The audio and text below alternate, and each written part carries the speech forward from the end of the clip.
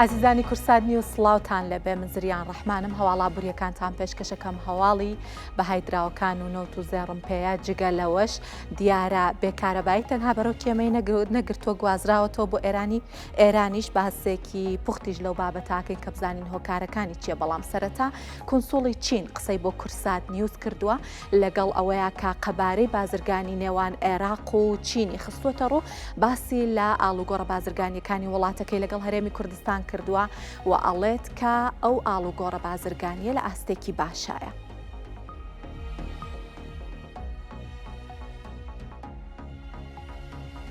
Between China and Iraq, between the two countries.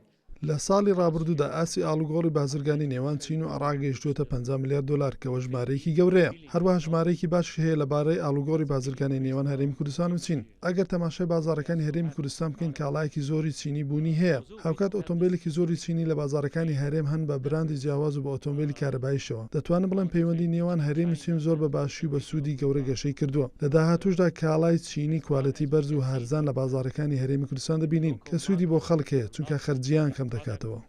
On the street, you see a lot of the سەبارەت بە بەهای دراوەکان ماوەیەکە کە بەهای دینار بەرامبەر بە دۆلار جێگیرە ئەمڕۆ لە بازارەکانی عێراق و هەرێمی کوردستان 100 دلار بە 150,500 دینار مامەڵەی پێوەکرا. 100 پاوەند بە 124 دلار و 71 سنت بوو و 100 پاوەند بە 183,000 دینار مامەڵەی پێوەکرا.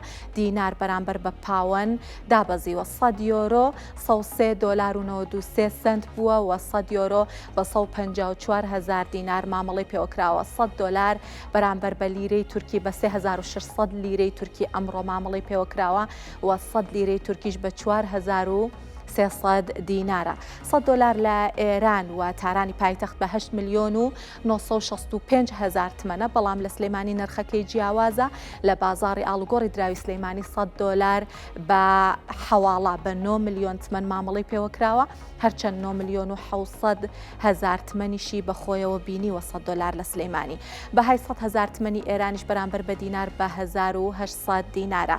نرخی زێر ئەمڕۆژ لە نزیک ئاستە پێوانەی یەکەی مایەوە ئۆنسەیەک زەر لەسەر 2900 دلار مامەڵی پێوە کرا. بازرگانی جیهانی هەندێک ناسەقامگیری تێکەوتووە نیگەرانی هەیە لەوەی کە زیاتریش ئەو ناسەقامگیریانە پەرە بسەنن.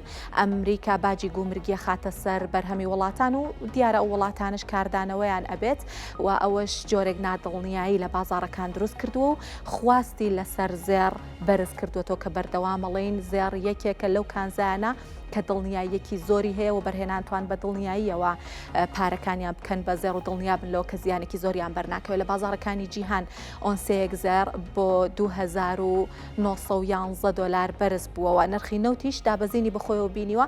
هۆکارەکەشی بۆەوە ئەگەڕێتەوە کە گەشتبینیەک هەیە بۆی کە دانوستانەکانی رووسیا و ئۆکراین بگەنە ئەنجام کە ئەگەر بێت و بگەنە ڕێکەوتن ئەگەری زۆرە سزاکانی ئەمریکا لەسەر کەرتی وزەی رووسیا لا ببرێت و جارێکی کە رووسیا بتوانێت ڕۆڵی گرنگ بگێڕێت لە دابینکردنی نەوت لە بازارەکانی جیهان. لەلایەکی کەشەوە بە پێی داتاکانی فەرمانگەی زانیاری وزەی ئەمریکا یەدەگی استراتیژی نەوتی ئەمریکا زیاتر لە چاوەڕوانیەکان بەرز بۆتەوە. ئەوەش هۆکارێکی تری دابەزینی نرخی نەوتە. ئەمڕۆ یەک بەرمیل نەوتی خاوی برنت لە بازارەکانی جیهان بە 74 دلار و 25 سنت کڕین و فرۆشتنی پێوەکراوە.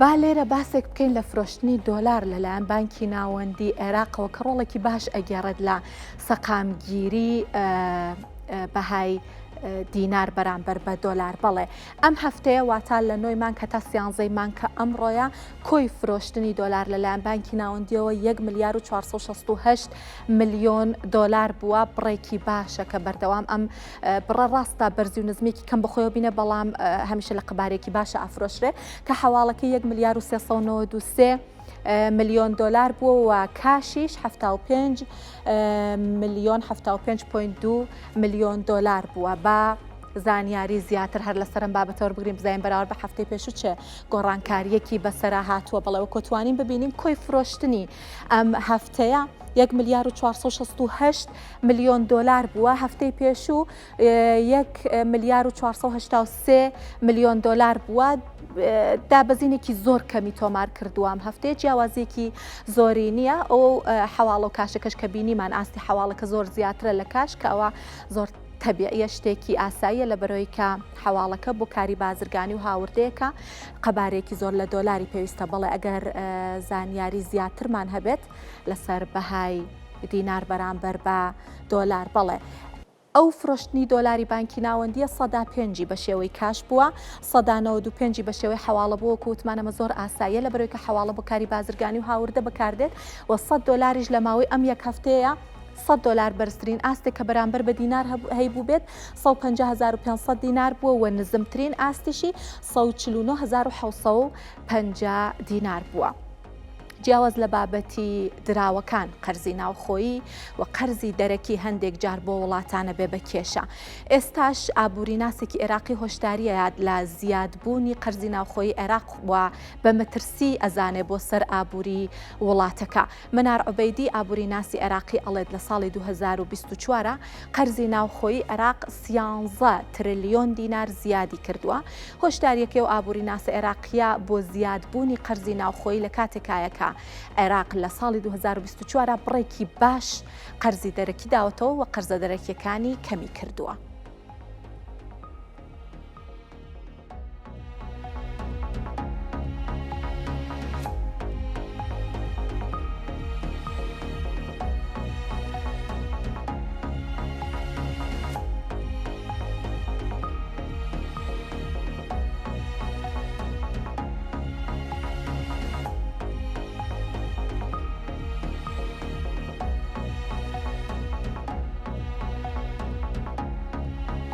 بازانیاری زیاتر لەسەر قەرزەکانی عێراق وەربگرین لە بەرەوەیکەوە کەوتمان قەرز ئەبێ بە گرفت بۆ وڵاتێک ئەگەر لە ئاستێکی دیاریکراو زیاتر ببێت. هەتا کۆتایی ساڵی 2024 قەرزەکانی عێراق قەرزە دەرەکیەکانی 10 میلیارد دلار بووە و قەرزە ناوخۆیەکانیشی 56 میلیارد دلار بووە. جیاوازی زۆرە قەرزە دەرەکی و ناوخۆیەکانی بەڵێ زانیاری زیاترمان ئەگەر لەسەر ئەم بابەتە هەبێت. منار عوبەیدی ئابووری ناسی عێراقی ئەڵێ ساڵی 2024 13 تریلیۆن دینار بۆ قەرزە ناوخۆیەکانی عێراق زیاد بووە کە 13 تریلیۆن دینارەکە لە سەدا 4 کۆی بەرهەمی ناوخۆی عێراقا و ئەڵێ بێ بە مەترسیەکی گەورە بۆ سەر ئابووری عێراق قەرزی ناوخۆی قەرز بەگشتی قەرزی وڵاتێک ئەگەر بەرز ببێتەوە بێتەوەی بەرزبوونەوەی تێچووەکان لە بەرەوەی کە ناچارە ئەو وڵاتە بەشێک لە داهاتەکەی تەرخان بکە بۆ دانەوەی قەرزەکان ئەبێتەوەی کەمبوونەوەی متمانە و پێگەی نێودەوڵەتی وڵاتەکە لە بەرەوەیکەوە بەرهێنەرێکی کەمتر متمانە بە ئابووری ئەو وڵاتاکەن و هەرەوە ئەبێتە بەرزبوونەوەی هەڵاوسان و هەندێک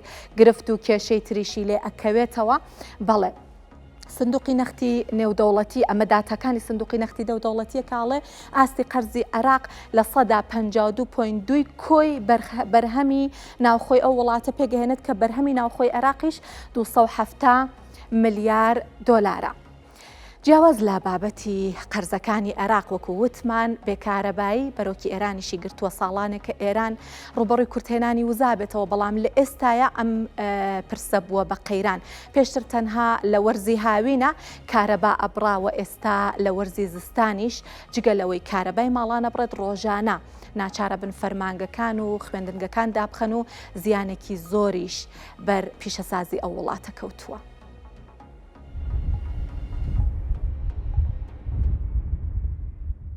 قەیرانی وزا لە ئێران بۆتە هۆی دروستبوونی هەندێک کێشە و ساڵ بە ساڵ بەرەو خراپتر بوونیش دەڕوات. ساڵانێکی زۆرە ئێران لە وەرزی سەرمادا ڕوبەڕووی کورتهێنانی غاز دەبێتەوە و بەڵام ئەم ساڵ بووە بە قەیران و بەشێکی بەرچاو لە وێزگەکان بەهۆی کورتهێنانی سوتەمەنیەوە داخراون. ساڵی ڕابردوو کورتهێنانی غاز ڕۆژانە 250 میلیۆن مەتر سێجا بووە و مانگی یەکی ئەم ساڵ گەیشتووەتە 350 میلیۆن مەتر سێجا و تا کۆتایی پاییز 7 وێزگە بەهۆی نەبوونی سوتەمەنیەوە داخراون. قەیرانی غاز لە ئێران چەند هۆکارێکی هەیە. یەکەمیان بەرزبوونەوەی خواستە. بە پێی راپۆرتی ناوەندی لە کۆڵینەوەی پەرلەمانی ئێران بەکارهێنانی غاز ساڵی 2012 ڕۆژانە 525 میلیۆن مەتر سێجا بووە کە ساڵی 2022 ڕۆژانە بۆ 746 میلیۆن مەتر سێجا بەرز بووتەوە. مذاکراتی در جریان مدت هاست. این بحث جدیدی نیست. وەزیری نەوتی ئێرانیش سەبارەت بە بڕانی کارەبای شەوی ڕابردووی تاران ئاماژەی بەوە کردووە کە لە کاتێکدا توانای بەرهەمهێنان دیاری کراوە خواست و بەکارهێنان بەردەوام لە بەرزبوونەوەدایە. کێشەیەکی دیکە ئەوەیە کە خێرایی بەرزبوونەوەی خواست و بەکارهێنانی غاز هاوتا نییە لەگەڵ بەرزبوونەوەی بەرهەمهێنان. لە کاتێکدا خواست ساڵانە لە 5 بەرز دەبێتەوە بەرهەمهێنان لە باشترین حاڵەتدا لە 2 گەشە دەکات و سەبارەت بە کارەباش هەمان کێشەبوونی هەیە. هەندێک لە ئابووریناسان خراپی سیاسەتی دەرەوەی ئێران و سزانێ و دەوڵەتیەکان و بەڕێوەبردننی ناکارامەی غاز و کارەبا و پیشەسازی و کشتتوکاڵ و هەروەها بەرزبوونەوەی ژمارەی دانیشتوان و بەرزبوونەوەی خواست و دابەزینی بەرهەمهێنان و وەستانی و بەرهێنان بە هۆکارەکانی قەیرانی وزە لە ئێران دەزان. قەیرانی وزە لە ئێران لێککەوتەی خراپی لەسەر هاوڵاتیان و پیشەسازی هەبووە. بڕانی کارەبای ماڵان، داخرانی خوێندنگە و فەرمانگەکان پیشەسازیش پاشەکشەی کردووە. بە جۆرێک توانای بەرهەمهێنانی چیمەنتۆ لە ئێران ساڵانە 80 میلیۆن تۆنە، بەڵام بەهۆی قەیرانی وزەوە بەرهەمهێنانی 13 میلیۆن تۆن پەکی کەوتووە و لە 8 مانگی ڕابردوودا بەرهەمهێنانی کلینکەر کە مادەیەکی سەرەکیە بۆ دروستکردنی چیمەنتۆ بەراورد بە هەمان کاتی ساڵی ڕابردوو 3 میلیۆن تۆن کەمی کردووە و گەیشتوتە 50 میلیۆن تۆن. هەروەها کارگەکانی پترۆکیمیا بە 100 توانایان کار دەکەن و بە پێی داتاکانی کۆمەڵی جیهانی پۆڵا لە کاتێکدا توانای بەرهەمهێنانی پۆڵای ئێران 40 میلیۆن تۆنە، ساڵی ڕابردوو توانیوێتی 31 میلیۆن تۆن بەرهەم بهێنێت. هەر سەبارەت بە قەیرانی وزە و بڕانی کارەبا لە ئێران لە ڕۆژهەڵاتی کوردستان و میوانمان لەگەڵە محەممەد محمودی شارەزای ئابووری زۆر بەخێر هاتن. کاک محەممەد، سەرەتابا بۆ دەست پێ بکەم ئەو بڕانی کارەبایە کە لە تاران ڕوویدا شەوی چوارشەمە نیوەی تارانی گرتەوە، ئەمە تا چەند شتێکی ئاسایی بوو، ڕووداوێکی ئاسایی بوو؟ لاوڕێم هەیە لە خزمەت بەڕێستان و بینەرانی تەلەڤیزیۆنی کوردستان.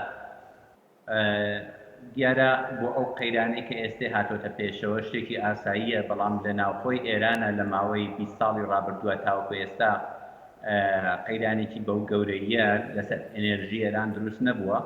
ئەوەی کە ئێستا دروست بووە بەداخەوە کێشەیەکی گەورەی لە هەمووی وڵاتە دروست کردووە. هەر ئێستا من کارەبام نییە و کارەبای ئێرەش بڕاوە، جا کارەبا بەداخەوە بۆتە کێشەیەکی گەورە، هەم بۆ سەر ژیانی خەڵق هەم بۆ سەر سیستمی وەبەرهێنان کە کارگە و کۆمپانیەکانیش بە شێوەیەکی زۆر پەیکیان کەوتووە.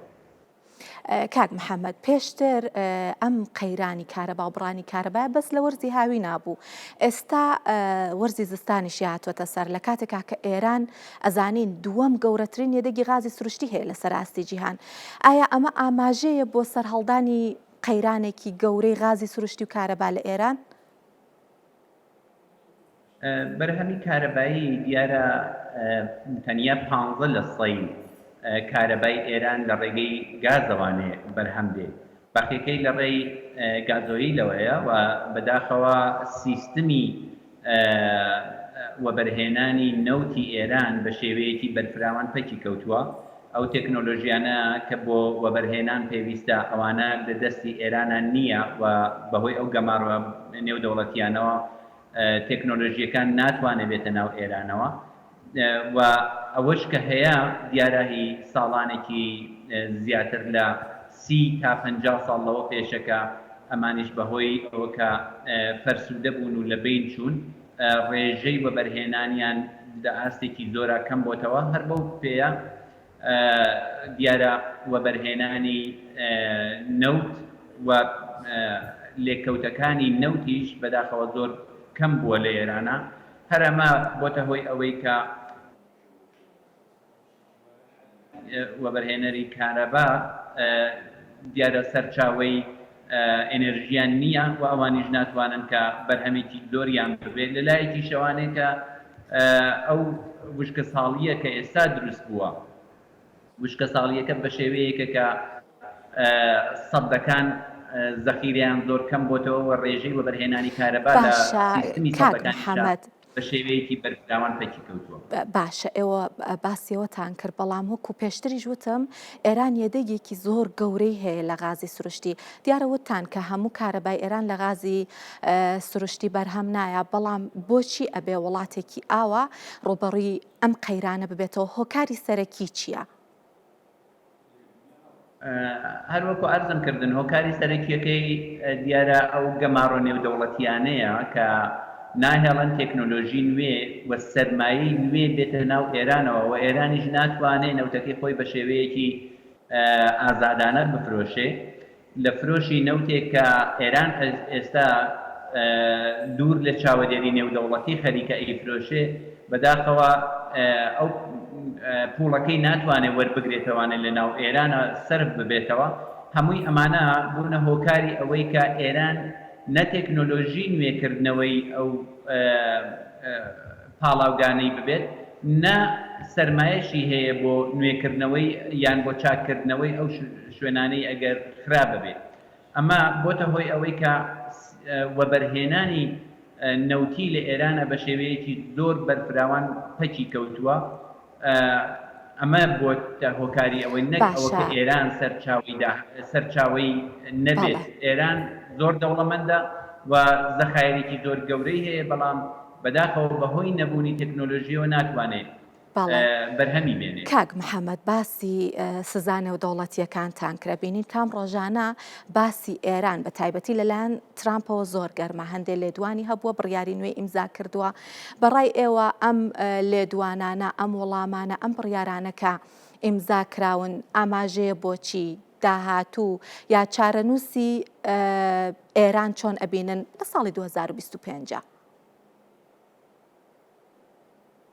بەداخەوە قسەکانی بەڕێزت بڕگە بوو من بە باشی حاڵی نەبوو بەڵام لەسەر بڕیارەکانی ئاغای ترامپ ئەبێ ئیشارە بەوە بکەین کە بڕیارەکانی ئەو بڕیارێکی زۆر توندن و توانێت کاریگەریەکی زۆر گەورە بخاتە سەر ئابووری ئێران دیارە ساڵانێکی زۆرە و بەرهێنانی نەوت و فرۆشی نەوت لە ئێرانە کەم بووە و ئەوەش کە فرۆشراوە زۆر بە زەحمەت پوڵەکەی دەسەکەوێتەوانێ بۆ یەکە کاریگەریەکانی نەوت ڕەنگە بە ئەندازەی چەندین ساڵەوە پێش نەبێت بەڵام بە دڵنیاییەوانێ ئەو ڕۆچنە زۆر شکۆلەی کە ماوەتەوانێ ئەویش ئەبڕێ واتوانەیە قەیرانێکی گەورە دروست بکات.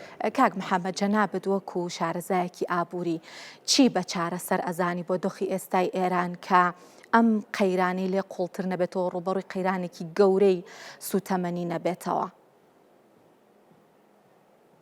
هەنیا ڕێکارێکی ئێستا بۆ قەیرانی وزە لە ئێرانە هەیە دروستکردنەوەی ئەو پەیوەندیە نێودەوڵەتیانەیە و تەوافقێکە کە لە ئاستی نێودەوڵەتیە ئێران بتوانێت بە ئاسایی نەوتەکەی بفرۆشێت و تێکنۆلۆژیەکانی وەرگرتنی پوڵی نەوت نییە بەڵکو تەنانەت ئەگەر ڕێگەش ببێت پوڵەکە وەربگیرێتەوانێت تێکنۆلۆژیەکان لە بەردەستانیە بۆ یەکە ئێمە بە شێوەیەکی زۆر بەرفراوان پێویستیمان لە ئاستی ئێرانە بۆ لە ئاستی ئابووری زەوەندی ئێرانە پێویستی بەوە هەیە کە تەوافقێکی نێودەوڵەتی بکرێت کە بەداخەوە